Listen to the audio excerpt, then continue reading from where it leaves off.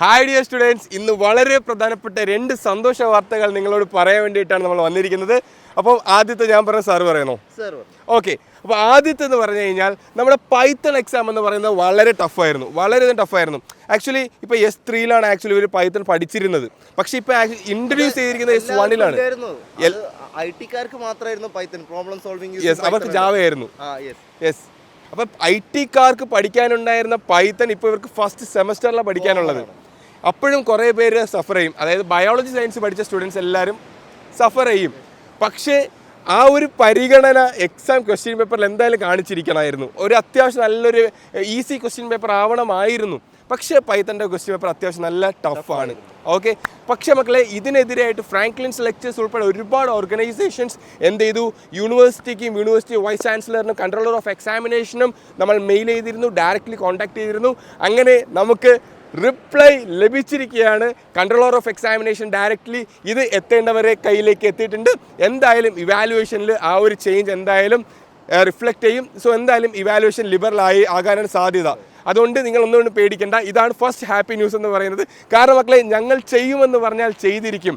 അതിൽ വേറെ യാതൊരു കാര്യമില്ല. ഞങ്ങൾക്ക് നിങ്ങളാണ് വലുത്, നിങ്ങളുടെ ഭാവിയാണ് വലുത്, അല്ലേ? അപ്പോൾ ഇനി ഈ ഹാപ്പി ന്യൂസ് കഴിഞ്ഞു, ഇനി വേറെ ഹാപ്പി ന്യൂസ് ഉണ്ട്. എഞ്ചിനീയറിംഗ് മെക്കാനിക്സിന് നമുക്ക് അറിയാൻ പറ്റിയ ഒരു കാര്യം എന്താണെന്ന് വെച്ച് കഴിഞ്ഞാൽ, അതായത് 11A എന്ന് പറഞ്ഞ ക്വസ്റ്റ്യനിൽ കോയിഫിഷ്യന്റ് ഓഫ് ഫ്രിക്ഷൻ തന്നിട്ടില്ല. അപ്പൊ കോയിഫിഷ്യന്റ് ഓഫ് ഫ്രിക്ഷൻ തരാതെ നമുക്ക് എങ്ങനെ ഫുൾ മാർക്ക് വാങ്ങാം? അതായത് കോയിഫിഷ്യന്റ് ഓഫ് ഫ്രിക്ഷൻ നമ്മൾ അസ്യൂം ചെയ്തിട്ട് നമ്മൾ എന്ത് ചെയ്യുക? ആദ്യം ഫ്രീ ബോഡി ഡയഗ്രാം വരക്കണം. Free body diagram coefficient of friction തന്നിട്ടില്ലെങ്കിലും വരയ്ക്കാൻ പറ്റും. ഓക്കെ. അത് കഴിഞ്ഞ ശേഷം നമുക്ക് എന്ത് ചെയ്യണം? നമ്മൾ ഇക്വിലിബ്രിയം കണ്ടീഷൻസ് എഴുതണം. Sigma Fx = 0, sigma Fy = 0, sigma Ma = 0. ഇത് മാത്രം വെച്ച് ചെയ്ത് കഴിഞ്ഞാൽ അവന് ഫുൾ മാർക്ക് കൊടുക്കാനാ പറഞ്ഞത്. ഇത് നമ്മൾ മനസ്സിലാക്കേണ്ട കാര്യം എന്ന് വെച്ച് കഴിഞ്ഞാൽ നമുക്ക് അസ്യൂം ചെയ്യാനുള്ളത്, അതായത് കോൺഫിഡന്റ്ലി അറ്റൻഡ് ചെയ്യാനുള്ള കഴിവ്. അത് +1 +2 പോലെ നമ്മൾ ക്വസ്റ്റ്യൻ മാർക്ക് ഇട്ട് കഴിഞ്ഞാൽ അല്ലെങ്കിൽ നമ്പർ ഇട്ട് കഴിഞ്ഞാലൊന്നും എന്ത് കിട്ടില്ല? മാർക്ക് കിട്ടില്ല. ഫുൾ മാർക്ക് കിട്ടാനുള്ളത് അത് അറ്റൻഡ് ചെയ്യാന്നുള്ളതാണ്. കോൺഫിഡന്റ്ലി അറ്റൻഡ് ചെയ്യാന്നുള്ളത്, കോൺഫിഡന്റ്ലി ആൻസേർഡ്. അതായത് ഇവർക്ക് വാല്യുവേഷൻ പോകുന്ന ടീച്ചേഴ്സിന് പ്രത്യേകം പറയുന്ന കാര്യമാണ്, ആ ഒരു ക്വസ്റ്റ്യൻ മിസ്റ്റേക്ക് ആണെങ്കിൽ ആ കുട്ടി കോൺഫിഡന്റ്ലി ആൻസർ ചെയ്തിരിക്കണം ആ ക്വസ്റ്റ്യൻ, എങ്കിൽ മാത്രമേ മാർക്ക് കിട്ടുള്ളൂ. അല്ലാതെ വെറുതെ എന്തെങ്കിലും എഴുതി വെച്ച് കഴിഞ്ഞാൽ മാർക്ക് കിട്ടില്ല. അവിടെ സംഭവം എന്താണെന്ന് വെച്ച് കഴിഞ്ഞാൽ ആ ക്വസ്റ്റ്യനിലെ ആ പാർട്ട് മിസ്സായി പോയെന്നാണ്. അതേപോലെ തന്നെയാണ് 16Bയിലും. 16Bയിൽ എന്താ സംഭവിച്ചെന്ന് വെച്ച് കഴിഞ്ഞാൽ ആംഗുലർ വെലോസിറ്റിക്ക് പകരം ആംഗുലർ ആക്സിലറേഷൻ കൊടുത്തു. പക്ഷെ അവിടെ എന്താണ് യൂണിറ്റ് സെയിം ആയിരുന്നു. റേഡിയൻ പെർ സെക്കൻഡ് തന്നെയാണ് കൊടുത്തിരുന്നത്. 200 റേഡിയൻ പെർ സെക്കൻഡ് എന്നാണ് ഞാൻ വിചാരിക്കുന്നത്. അത് തന്നെയാണ് കൊടുത്തിരുന്നത്. പക്ഷെ അത് ആംഗുലർ ആക്സലറേഷൻ ഈക്വൽ ടു എന്നാണ്. അപ്പൊ അങ്ങനെ തെറ്റുപറ്റി. അപ്പൊ അത് ക്വസ്റ്റ്യൻ അറ്റൻഡ് ചെയ്ത കുട്ടിക്ക് എന്ത് ചെയ്യണം? അവർ ആ ഇക്വേഷൻ കറക്റ്റ് ആയിട്ട് എഴുതണം. ω2 = ω1 + α t.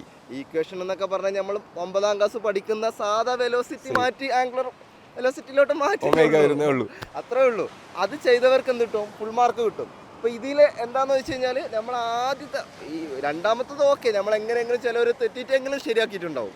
പക്ഷെ കാരണം ഒരു ലോജിക്ക് കോയിഫിഷ്യന്റ് ഓഫ് ഫ്രിക്ഷൻ വന്നോടത്തായിരിക്കും കുട്ടികൾക്ക് ഒരു ഡൗട്ട് വന്നു, ഇത് കിട്ടാതെ എങ്ങനെ ചെയ്യാന്ന്. പക്ഷെ അവർ S3 S4 എത്തുമ്പോൾ അല്ലെങ്കിൽ S5 S6 എത്തുമ്പോൾ അവർക്ക് ചിലപ്പോൾ ടേബിളൊക്കെ കൊണ്ടുപോയിട്ട് വാല്യൂ ഒക്കെ കണ്ടുപിടിച്ച്, സിവിലിന് മെക്കാനിക്കൊക്കെ എന്തായാലും ഉണ്ട്, വാല്യൂ ഒക്കെ കണ്ടുപിടിച്ച് അത് എഴുതുന്ന ഒരു സിസ്റ്റം ഉണ്ട്, ഓൾറെഡി ഉണ്ട്. അത് നമുക്ക് ഈ മെക്കാനിക്കൽകാർക്കാണെങ്കിൽ സ്റ്റീം ടേബിൾ എന്നൊക്കെ പറഞ്ഞ ഒരു ബുക്സ് കൊണ്ടുപോകാൻ പറ്റും. ഡിസൈൻ ഓഫ് മെഷീൻ എലമെന്റ്സിനൊക്കെ ഇവർക്ക് ആക്ച്വലി ഡിസൈൻ ഹാൻഡ് ബുക്ക് ഉണ്ട്, അതൊക്കെ ഇവർക്ക് കൊണ്ടുപോകാം. പിന്നെ ഇതിൽ എനിക്ക് വേറൊരു പ്രധാനപ്പെട്ട കാര്യം പറയാനുള്ളത് വെച്ച് കഴിഞ്ഞാൽ ക്വസ്റ്റ്യൻ പേപ്പറിൽ ഇങ്ങനത്തെ മിസ്റ്റേക്സ് എന്ന് പറയുന്നത് കോമൺ ആണ്. കാരണം ഞാൻ പഠിക്കുന്ന സമയത്ത് എനിക്കുണ്ട ഒരു എക്സ്പീരിയൻസ് ഞാൻ പറഞ്ഞുതരാം. മെക്കാനിക്സ് ഓഫ് സോളിഡ്സ് എന്ന് പറയുന്ന സബ്ജക്റ്റിൽ പോയിസൺസ് റേഷ്യോ തന്നിട്ടില്ല. പോയിസൺസ് റേഷ്യോ തരാതെ ആ ക്വസ്റ്റ്യൻ അറ്റൻഡ് ചെയ്യാൻ കഴിയില്ല. പക്ഷേ ഞാൻ ആക്ച്വലി ആ സമയത്ത് പോയിസൺസ് റേഷ്യോ 0.3 എന്ന് അസ്യൂം ചെയ്തു. അപ്പോൾ ആക്ച്വലി ഒരു മെറ്റീരിയൽസ് അനുസരിച്ച് പോയിസൺസ് റേഷ്യോ ഡിഫറൻസ് വരും. അപ്പോൾ ആക്ച്വലി ആ ഒരു തരാത്തത് കൊണ്ട് തന്നെ അവിടെ ആക്ച്വലി ക്വസ്റ്റ്യൻ മിസ്റ്റേക്കാണ്. സോ കോൺഫിഡൻ്റ്ലി ഞാൻ ആ വാല്യൂ അസ്യൂം ചെയ്ത് ഞാൻ ആ ക്വസ്റ്റ്യൻ സോൾവ് ചെയ്യുമ്പോൾ തീർച്ചയായിട്ടും എനിക്ക് അതിന് ഫുൾ മാർക്ക് കിട്ടിയിട്ടുണ്ടാവും എന്നുള്ള കാര്യം യാതൊരു സംശയം വേണ്ട. അപ്പോൾ അത് സത്യം പറഞ്ഞു കഴിഞ്ഞാൽ കുറച്ച് തരികിടൊക്കെ കാണിച്ച് ജയിക്കുന്നതിന് ഒരു ചിന്താഗതിയില്ല. ഈ ഭയങ്കര പെർഫെക്റ്റ് ആവാന്നല്ല, അപ്രോക്സിമേറ്റ് ആണ് സത്യം പറഞ്ഞ എഞ്ചിനീയറിംഗ് ഒരു സംഭവം. അതേ സാധനം കിട്ടാന്നല്ല എഞ്ചിനീയറിംഗിന്, അല്ലേ? കറക്റ്റ് അപ്രോക്സിമേഷൻ ആണ്, അല്ലേ? തിയറിയിൽ നിന്നും പ്രാക്ടിക്കലിലോട്ട് വരുമ്പോൾ അപ്രോക്സിമേഷൻ ആണ് അവിടുത്തെ മെയിൻ കാര്യം. അതെ. അപ്പോൾ ഇങ്ങനത്തെ ടൈപ്പ് ചോദ്യങ്ങളിലുള്ള മിസ്റ്റേക്സ് ഒക്കെ വരും, കോമൺ ആണ്, അത് വരും. പക്ഷേ ഇനിയും നിങ്ങൾ എന്ത് ചെയ്തിരിക്കണം? കറക്റ്റായിട്ട് മാനേജ് ചെയ്യാൻ പഠിച്ചിരിക്കണം. ഇവിടെ പോയിസൺസ് റേഷ്യോ തന്നിട്ടില്ലെങ്കിൽ ഇപ്പോൾ നിങ്ങൾക്ക് S2 സ്റ്റുഡൻസിന് മെക്കാനിക്സ് ഓഫ് സോളിഡ്സ് ഉണ്ട്, അല്ലെ? സിവിലുകാർക്ക് അതിൽ പോയിസൺസ് റേഷ്യോ പഠിക്കാനുണ്ട്.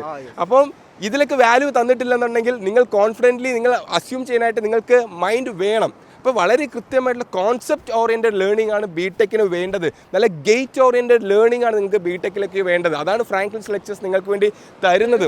കാരണം നമ്മൾ ആക്ച്വലി S2 ചന്ദ്ര ബാച്ച് നമ്മൾ ലോഞ്ച് ചെയ്തിട്ടുണ്ടായിരുന്നു. ഏകദേശം 1000-ഓളം സ്റ്റുഡൻസ് ഇപ്പോൾ ഈ നിമിഷം അഡ്മിഷൻസ് എടുത്തുകൊണ്ടിരിക്കുന്നു.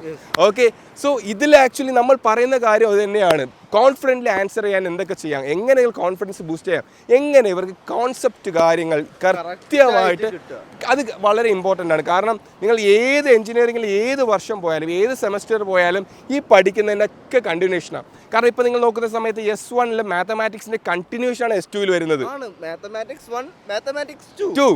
അപ്പം അത് മാത്രമല്ല, നമ്മൾ S1 പഠിച്ച പല ഫൊറിയറിൻ്റെ കോൺസെപ്റ്റ്സും ലാപ്ലേസിൻ്റെ കോൺസെപ്റ്റ്സ് ഒക്കെ ഇപ്പോൾ നിങ്ങൾ ആക്ച്വലി പഠിക്കാൻ പോകുന്നത് എഞ്ചിനീയറിംഗ് കോർ സബ്ജക്റ്റാണ്. സിഗ്നൽസ് ആൻഡ് സിസ്റ്റംസ് അല്ലേ. ഇപ്പോൾ ഗ്രൂപ്പ് ബിനെ നോക്കാം. അവർക്ക് ഇപ്പോൾ കഴിഞ്ഞ സെമ്മിൽ ലാപ്ലേസ് ട്രാൻസ്ഫോം പഠിക്കാണ്ടായിരുന്നു. ഇപ്പോൾ ഇലക്ട്രിക്കലിനെ സംബന്ധിച്ചിടത്തോളം ലാപ്ലേസ് ട്രാൻസ്ഫോം, അല്ലെങ്കിൽ വേണ്ട ഇസിനെ സംബന്ധിച്ചിടത്തോളം ലാപ്ലേസ് ട്രാൻസ്ഫോം പഠിക്കാണ്ടായിരുന്നു. അവർക്ക് ഇത്തവണ നെറ്റ്വർക്ക് തിയറി അവർക്ക് ഒരു മൊഡ്യൂൾ ചിലപ്പോൾ നെറ്റ്വർക്ക് തിയറി ആയിരിക്കും പഠിക്കാണ്ടാവുക. കാരണം നെറ്റ്വർക്ക് തിയറിയിൽ ലാപ്ലേസ് ആയിരിക്കും പഠിക്കാനുണ്ട്. കാരണം ലാപ്ലേസ് അറിഞ്ഞിട്ട് വേണം ആ നെറ്റ്വർക്ക് തിയറി സോൾവ് ചെയ്യാൻ. ഈ ചിലർ പറഞ്ഞു കേട്ടിട്ടുണ്ട്, എന്തിനാണ് ഈ എഞ്ചിനീയറിംഗിൽ മാത്സ് പഠിക്കുന്നത്, എന്തിനാണ് ഫിസിക്സ് പഠിക്കുന്നത്, എന്തിനാണ് കെമിസ്ട്രി പഠിക്കുന്നത്. പറയുന്നതേ മണ്ടത്തരം. കാരണം ആ മാത്സ് പഠിച്ച സാധനത്തിന് ശരിക്ക് ഞാൻ ഇലക്ട്രിക്കൽ പഠിച്ചാണ്, എനിക്ക് കറക്റ്റായിട്ട് മനസ്സിലാവും. ഈ മാത്സ് പക്ക അറിയണമെങ്കിൽ ഇലക്ട്രിക്കലിൻ്റെ ഒരു 65% സബ്ജക്റ്റുകളും ഈസി ആയിട്ട് പോകും. ഞാൻ അങ്ങനെ ഈസി ആയിട്ട് പാസ്സായി പോയത്. അതെ, ഉറപ്പായിട്ടും മാത്സ് അറിയാന്നുണ്ടെങ്കിൽ എഞ്ചിനീയറിംഗ് വളരെ മാത്സ്, ഇംഗ്ലീഷ്, അതായത് മാത്സ് അറിയണം, ഇംഗ്ലീഷിൽ കുറച്ച് എഴുതി പിടിപ്പിക്കാൻ അറിയുന്നവന് എന്ത് എഞ്ചിനീയറിംഗ് ഈസി ആയിട്ട് പാസ്സാവാം. അപ്പോൾ കറക്റ്റായിട്ട് നിങ്ങൾ കാര്യങ്ങൾ മനസ്സിലാക്കി പഠിച്ചിരിക്കണം എന്നുള്ളതാണ് വളരെ പ്രധാനപ്പെട്ട കാര്യം. കാരണം ആരെങ്കിലും ഒരാൾ ഇപ്പോൾ നമ്മൾ ആക്ച്വലി നമ്മുടെ ഫ്രാങ്ക്ലിൻസ് ലെക്ചേഴ്സിൽ ഇൻ്റർവ്യൂവിന് ചിലർ വരും കേട്ടോ. അപ്പോൾ നമ്മൾ ആക്ച്വലി ചില ഡിപ്ലോമ ഹോൾഡേഴ്സ് മുതൽ ബിടെക് ഹോൾഡേഴ്സ് വരുന്ന സമയത്ത് ഈ ഇടയ്ക്ക് ഇലക്ട്രോണിക്സ് ആൻഡ് കമ്മ്യൂണിക്കേഷൻ എഞ്ചിനീയറിംഗിലെ ഒരു കാൻഡിഡേറ്റ് വന്നിരുന്നു, EC പഠിച്ച കാൻഡിഡേറ്റ്. അപ്പോൾ ഞാൻ ആക്ച്വലി ഇൻ്റർവ്യൂവിൽ ചോദിച്ചത് എന്താണ് മോസ്ഫെറ്റ് എന്ന് എക്സ്പ്ലെയിൻ ചെയ്യാൻ പറഞ്ഞു. മോസ്ഫെറ്റ്, ഓക്കെ, അതൊരു ട്രാൻസിസ്റ്ററാണ്, ഫീൽഡ് എഫക്ട് ട്രാൻസിസ്റ്റർ. സോ ഇതുപോലും ഒരു EC പഠിച്ച സ്റ്റുഡൻറ്റിനെ എക്സ്പ്ലെയിൻ ചെയ്യാനായിട്ട് കഴിയുന്നില്ല. അപ്പം ഞാൻ അവനോട് ചോദിച്ചത് 4 കൊല്ലം നീ എന്ത് പഠിച്ചു, പക്ഷെ അവന് മാർക്കുണ്ട്, അവൻ പക്ഷെ കിട്ടിയിട്ടില്ല. മോസ്ഫെറ്റ് എന്താണെന്നോ ഒരു ചെറിയൊരു സർക്യൂട്ട് ഡിസൈൻ ചെയ്യാനോ അവനെ കൊണ്ട് പറ്റുന്നില്ല. സോ എഞ്ചിനീയേഴ്സ് എന്ന് പറയുന്നത് കൃത്യം ഈ 4 വർഷം എന്ന് പറയുന്നത് കൃത്യം ബിടെക് കൃത്യമായിട്ട് കറക്റ്റായിട്ട് പഠിച്ചു കഴിഞ്ഞാൽ അങ്ങനെ ആവണം. കാരണം ഫ്യൂച്ചറിൽ ഒരു ജോലിക്ക് പോകുന്ന സമയത്ത് നമ്മുടെ എഡ്യൂക്കേഷനും ഇൻഡസ്ട്രിയും തമ്മിൽ നല്ല ഗ്യാപ്പ് ഉണ്ട്. എഡ്യൂക്കേഷനെങ്കിലും പ്രോപ്പർ ആയിട്ട് പഠിച്ചാലല്ലേ നമുക്ക് ആ ഗ്യാപ്പ് എങ്കിലും നികത്താൻ പറ്റുള്ളൂ. ഉറപ്പായിട്ടും. ബാക്കിയുള്ളത് അവൻ തന്നെ ഏൺ ചെയ്യേണ്ട സാധനങ്ങൾ, ഓൻ പോകുന്ന ഇൻഡസ്ട്രി അനുസരിച്ച് ഏൺ ചെയ്യേണ്ട സാധനങ്ങൾ. പക്ഷെ ആ ഇൻഡസ്ട്രിക്ക് കയറാനുള്ള ബേസിക്സ് ഇവൻ ഇല്ലാതെ എങ്ങനെയാണ് അവിടെ എത്തുക? അതെ, ഉറപ്പായിട്ടും. വേറെ കാര്യമില്ലല്ലോ. ഇല്ല, കാരണം അവനെ ബ്ലെയിം ചെയ്തിട്ടേ കാര്യമുള്ളൂ. സിസ്റ്റത്തെ ബ്ലെയിം ചെയ്തിട്ട് കാര്യമില്ല. സിസ്റ്റത്തിൽ ഇത്രേ തരാൻ പറ്റുള്ളൂ. കാരണം സിസ്റ്റം നിങ്ങൾക്ക് പോലും 4 വർഷം കഴിയുമ്പോഴാണ് സ്കീം മാറുന്നത്. വർഷം സ്കീം മാറ്റുന്നതൊന്നും ഓപ്ഷൻ അല്ല. ഈ 4 വർഷത്തെ ഇപ്പൊ വന്ന സ്കീം പോലും ഇപ്പത്തെ ഇൻഡസ്ട്രി അനുസരിച്ചിട്ടായിരിക്കും അവർ ബിൽഡ് ചെയ്തിട്ടുണ്ടാവും. അതിന്റെ 2-3 കൊല്ലം മുന്നേ അവർ പ്ലാൻ ചെയ്തിട്ടുണ്ടാവും. അപ്പൊ തന്നെ 2 കൊല്ലം ഗ്യാപ്പ് ഉണ്ട്. ഇനി ഇവർ പഠിച്ചിറങ്ങുമ്പോൾ തന്നെ ഇൻഡസ്ട്രി കുറച്ചുകൂടി 4 കൊല്ലം മുന്നോട്ട് പോയിട്ടുണ്ടാവും സ്വാഭാവികമായിട്ട്. അപ്പൊ ആ ഗ്യാപ്പ് അവർ തന്നെ ഫില്ല് ചെയ്യാനുള്ളതാണ്. പക്ഷെ അപ്പൊ അറ്റ്ലീസ്റ്റ് ഇതെങ്കിലും നിങ്ങൾ ബേസിക് ആയിട്ട് അറിഞ്ഞിരിക്കണം ഉറപ്പായിട്ടും. കാരണം ആ ഒരു നോളജ് ഇല്ലെങ്കിൽ മുൻപോട്ട് പോകുന്ന യാത്ര ഭയങ്കര ദുഷ്കരമായിരിക്കും. ഓക്കെ, ബിടെക് വൃത്തിക്ക് തന്നെ പഠിക്കണം. ഇല്ലെങ്കിൽ പിന്നെ ബിടെക്കിന് വന്നതുകൊണ്ട് ഒരു അർത്ഥമില്ല. അറ്റ്ലീസ്റ്റ് ഒരു എഞ്ചിനീയറിംഗ് നോളജ്, ഒരു ഫ്യൂച്ചറിൽ ഒരു പ്രോബ്ലം സോൾവ് ചെയ്യാൻ വേണ്ടിയിട്ടുള്ള ഒരു ടെക്നിക്കൽ സ്കിൽ നിങ്ങൾക്ക് ഈ 4 കൊല്ലം കൊണ്ട് ഡെവലപ്പായി വന്നില്ല എന്നുണ്ടെങ്കിൽ നിങ്ങളുടെ 4 കൊല്ലം വേസ്റ്റ് എന്ന് പറയും, അല്ലേ? അപ്പോൾ എന്തായാലും എല്ലതും വേണം. യെസ്, കളിയും ചിരി തമാശ എല്ലാം വേണം, അടിച്ചുപൊളിയൊക്കെ വേണം. ഏറ്റവും കൂടുതൽ നല്ല ടോപ്പ് ലെവൽ എത്തിയിട്ടുള്ളത് ബാക്ക് ബെഞ്ചസാണ്. ഓക്കെ, അത് സത്യാവസ്ഥ കേട്ടോ. ഞാനൊരു ബാക്ക് ബെഞ്ചർ ആയിരുന്നു, ഷെഫീഖ് സാർ ഒരു ബാക്ക് ബെഞ്ചർ ആയിരുന്നു. ഓക്കെ, സോ ബാക്ക് ബെഞ്ചസ് എന്ന് പറയുന്ന പല മേഖലയിൽ എന്താ പറയുക നല്ല നല്ല സ്ഥാനങ്ങളിൽ എത്താൻ പറ്റിയിട്ടുണ്ട്. സോ നിങ്ങളൊരു ബാക്ക് ബെഞ്ചർ ആയിക്കോട്ടെ, ഫ്രണ്ട് ബെഞ്ചർ ആയിക്കോട്ടെ, ഇമ്പോർട്ടൻസ് ഉണ്ട്, പഠിക്കുക. കാരണം കോളേജിലെത്തുമ്പോൾ നമുക്ക് എല്ലാം മാറി ഒരു സ്വാതന്ത്ര്യം കിട്ടിയ ഫീലൊക്കെ ഉണ്ടാവും. പക്ഷെ അവിടെ എന്താന്ന് വെച്ച് കഴിഞ്ഞാൽ എന്തിലോട്ടും നയിക്കുന്നത് അക്കാദമിക്സ് തന്നെയാണ്. ഒരു ജോബ് വരുമ്പോൾ, ഒരു പ്ലേസ്മെന്റ് വരുമ്പോൾ നമുക്ക് അങ്ങോട്ട് കയറി കൂടാനുള്ള ഫസ്റ്റ് സ്റ്റേജ് അക്കാദമിക്സ്. അത് നമ്മൾ എത്ര സ്കില്ലുണ്ട് എന്ന് പറഞ്ഞാൽ പോലും അവരെ സംബന്ധിച്ചിടത്തോളം ഞാൻ നേരത്തെ പറഞ്ഞു 10,000 ആൾക്കാർ അല്ലെങ്കിൽ 1000 ആൾക്കാരെ ഇവർ സ്ക്രൂട്ടനൈസ് ചെയ്യുന്ന സമയത്ത് ആദ്യത്തെ സ്റ്റെപ്പ് അവർ അക്കാദമിക്സ് സ്ക്രൂട്ടനൈസ്, അവർക്ക് ഏറ്റവും ഈസി സോർട്ടിങ് അതാണ്. അതിന് ശേഷം അവർ സ്കിൽ ടെസ്റ്റ് പോലും നടത്തുള്ളൂ. കറക്റ്റ്, അതാണ്. അക്കാദമിക്സ് ഇല്ലാതെ സ്കില്ലുള്ളവർ അവിടെ ഇരിക്കും. അതെ, പിന്നെ ബാക്കിയുള്ളവൻ രക്ഷപ്പെട്ടു പോകും. അത് വേറെ കാറ്റഗറിയാണ് എന്ന് കരുതി എല്ലാവരും രക്ഷപ്പെട്ടിട്ടില്ല. ഉറപ്പായിട്ടും അത് കാരണം നമ്മൾ ആക്ച്വലി എഞ്ചിനീയറിംഗ് ഒരു സ്റ്റാർട്ടപ്പ് ആയതുകൊണ്ട് എഞ്ചിനീയറിംഗ് എഡ്യൂക്കേഷൻ കൊടുക്കുന്ന ഒരു പ്ലാറ്റ്ഫോം ആയതുകൊണ്ട് തന്നെ നമ്മൾ ആക്ച്വലി ഹയർ ചെയ്യുന്ന ടീമിൽ ബിടെക്കാരായിരിക്കും ഏറ്റവും കൂടുതൽ.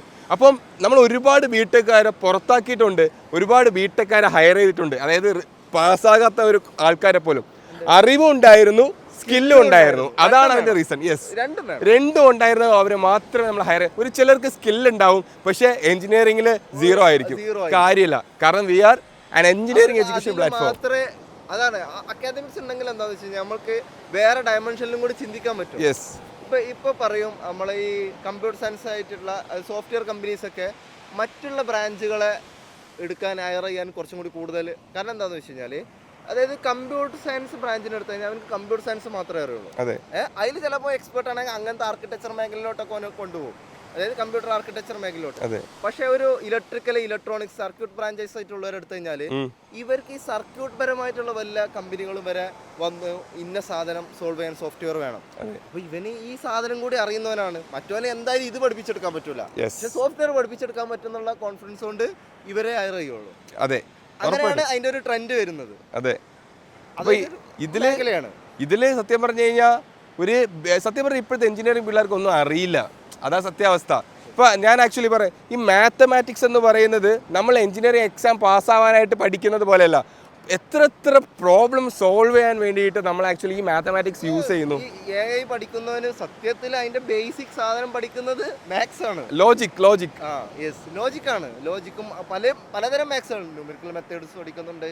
അങ്ങനെ പല മാത്സുകളും പഠിച്ചിട്ടാണ് നമ്മൾ AIന്റെ സോഫ്റ്റ്വെയർ ഫീൽഡിലോട്ട് മാറുന്നത്. അതുവരെ നമ്മൾ മാറുന്നില്ല.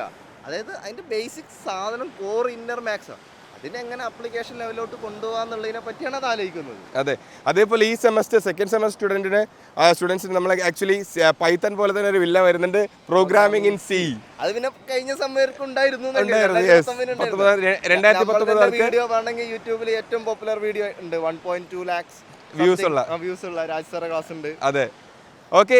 സോ അതൊന്നും നിങ്ങൾ പേടിക്കേ വേണ്ട. പൈത്തൺ ആണോ, പ്രോഗ്രാമിംഗ് ഇൻ C ആണോ, എന്തിന് എഞ്ചിനീയറിംഗ് ആണോ, ചുമ്മാ ഈസി ആക്കി തരാം മക്കളെ. Just join Franklin's lectures. അപ്പോൾ എല്ലാവർക്കും ഓൾ ദി ബെസ്റ്റ്.